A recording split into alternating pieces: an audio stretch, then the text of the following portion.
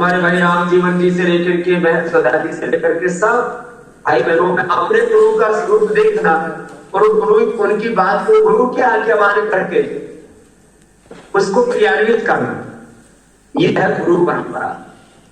और ये परंपरा कोई मुझसे शुरू नहीं, ये गुरु परंपरा कोई एक व्यक्ति विशेष से शुरू नहीं हुई, हजारों लाखों नहीं, 1,98,8,126 वर्षों पुरानी, करीब 200 करोड़ वर्षों पुरानी यह परंपरा है इस सृष्टि काल में। और यह अनादि काल से चली आ रही और अनंत काल तक चलने वाली एक परंपरा है। और उस परंपरा के हम संवाहक हैं, प्रतिनिधि। इस भाव चेतना के साथ मैं एक व्यक्ति नहीं, मैं अपने गुरु ऋषि परंपरा का प्रतिनिधि हूं, प्रतिरूप हूं।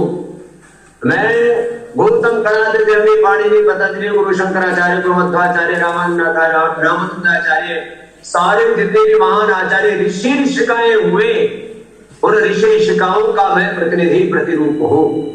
इस भाव चेतना के साथ जैसे कोई किसी राजवंश में पैदा होता हो तो वह अपने राजधर्म का प्रामाणिकता से निर्वाह करता है कि हजारों वर्षों से जो हमारे पुण्याई चली आए हैं पूर्वजों की, उस अपने कुल के ऊपर कलंक नहीं लगाना। हम सब ऋषि कुल के, ऋषि वंश के वंशधर हैं। इस भाव चेतना के साथ सबको जीना है, एक बात।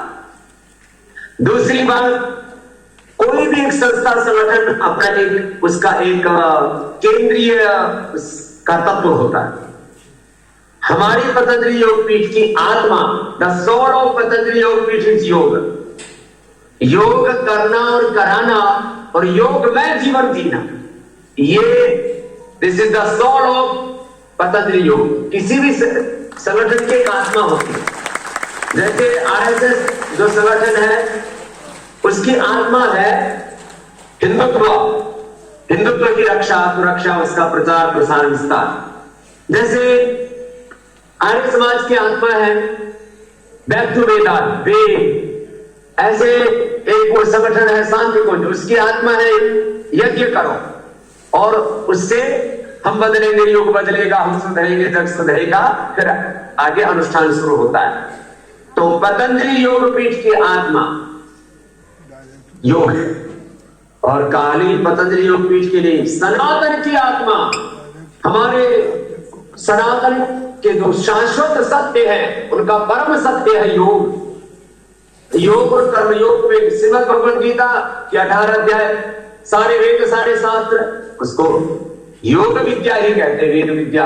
और भगवद गीता में तो स्पष्ट ही कहा योग शास्त्री ब्रह्म विद्यायाम, ये है। तो योग, अब इस योग को ना अब थोड़ा थोड़ा जीना, आंशिक रूप से जीना, ठीक है, कर रहे हैं ना, घर में कर लिया ना, ऐसे।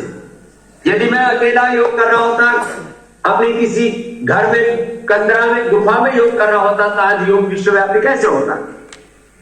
तो मैं आज आप सबसे एक कसम खिला करके, एक रिजोल्यूशन के साथ, अंग्रेजी का शब्द है प्लेज, ओथ के साथ, व्रत के साथ, प्रतिबद्धता, संकल्प के साथ कि मुझे योग करना और कराना ही है, योग में जीवन जीना। तो तुम्हें तुम्हारी कसम, तुम्हारे माँ बाप की कसम, तुम्हारे ऋषिकाओं की कसम और मेरी कसम, मैं तो उसी योग की परंपरा करूं।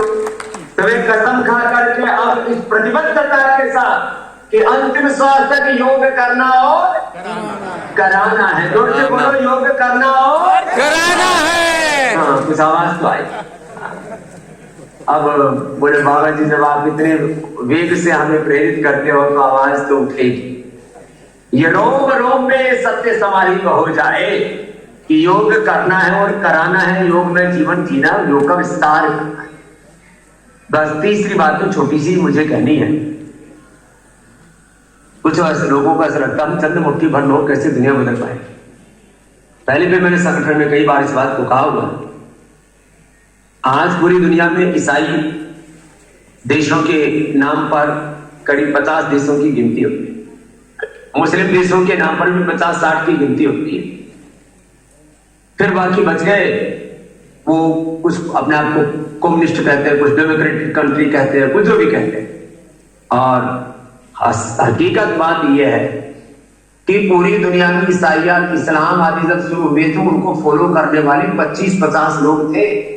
कितने? ये हकीकत है, 25-50 लोग ईसाइयत को फॉलो करने वाले, इस्लाम को फॉलो करने वाले, और वो 25-50 लोगों से 50-20 तक छा गए।